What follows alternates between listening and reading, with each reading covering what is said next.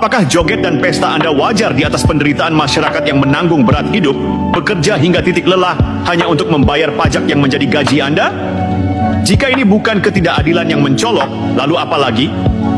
Dan percayalah, wahai para pejabat, Nah, kita artis. Kita DPR tapi kita artis. Gue tanya sekarang, anggota DPR, emang gak ada anggota DPR yang gak konten ada? Semua konten, artis konten, netizen juga konten. Tuh lihat tuh, jawaban si Kura.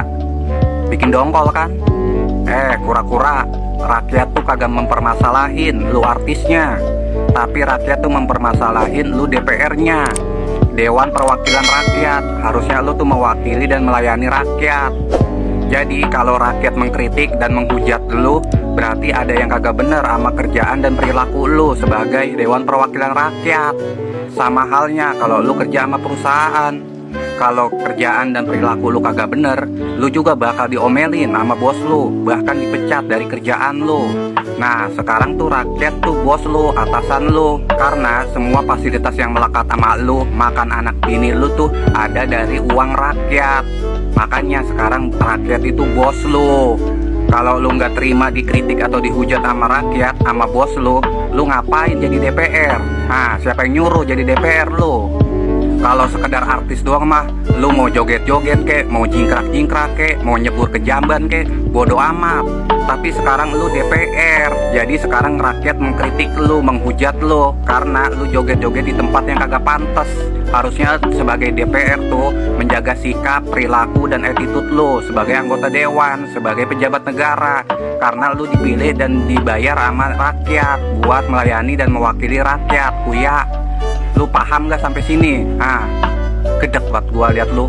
Mulai sekarang tandai dua artis ini ya, tanda ini mukanya nih, tertawa di atas penderitaan rakyat, berjoget di atas penderitaan rakyat. Kita artis, kita DPR tapi kita artis. Gue tanya sekarang, anggota DPR, emang gak ada anggota DPR yang gak konten ada? Masalahnya adalah buat sama Abah juga tahu. Poinnya adalah cara menempatkan diri bos. Harusnya sebagai seorang DPR itu bisa dijawab dengan bijak. Pertanyaan simpel adalah, kalian tahu gak kenapa DPR kemarin joget-joget? Mereka asik sendiri gak mikirin rakyat sengsara.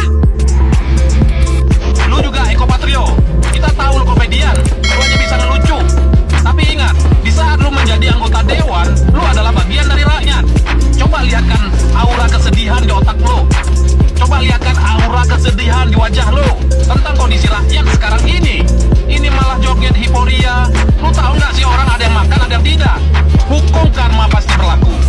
Satu persatu Allah akan menunjukkan karma apa yang harus kalian terima. Tanggapan Eko Patrio setelah akunnya ramai di geruduk netizen.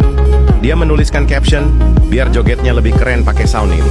Eko Patrio, seorang anggota dewan yang harusnya mikirin rakyat, tapi malah joget-joget di ruang parlemen. Dan yang lebih parah, bukannya sadar diri, bukannya evaluasi, malah bikin video parodi. Ini DPR atau panggung lawak sih?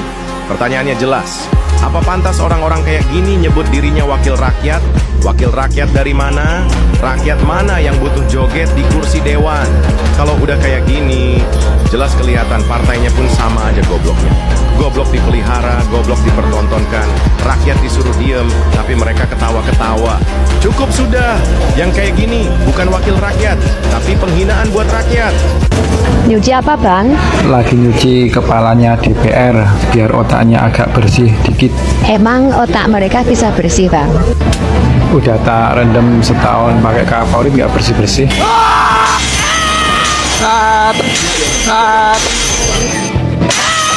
Mampus kalian, medus.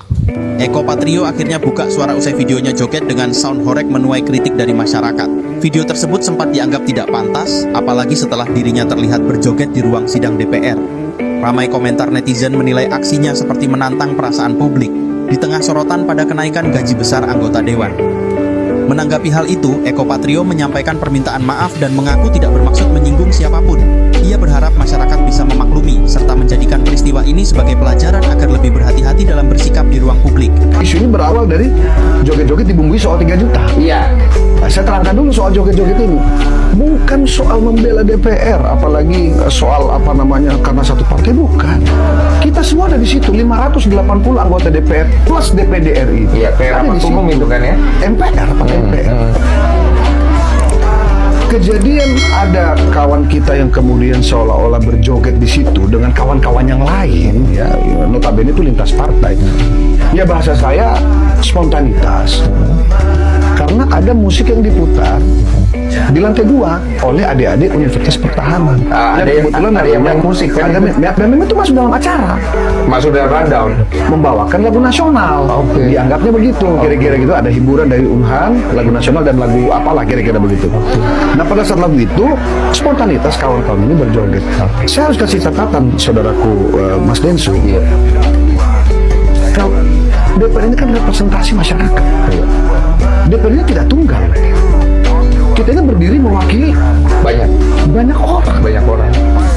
Yang kita bagi di dapil-dapil kita masing-masing. Saya Jakarta Barat, Jakarta Utara, Pulau Seribu, daerah sini. Artinya aspirasi, meskipun cakupan tugas kita nasional, betul.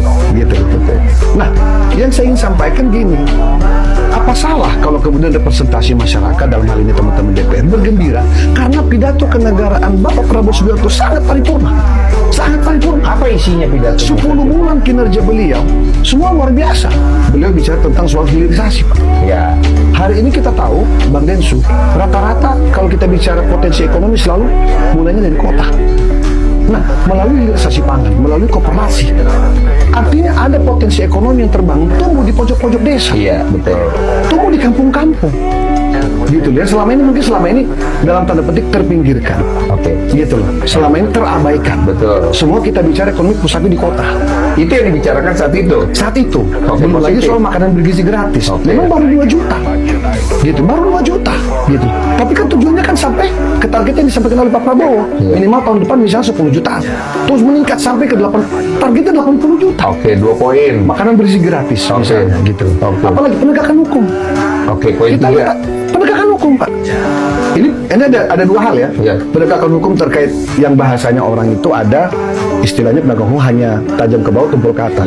Faktanya hari ini Pak, Bapak lihat sendiri kan informasi di media. Barusan ketangkep. Itu orang badan beliau, Pak. Iya, tapi barusan ketangkep. Itu dia.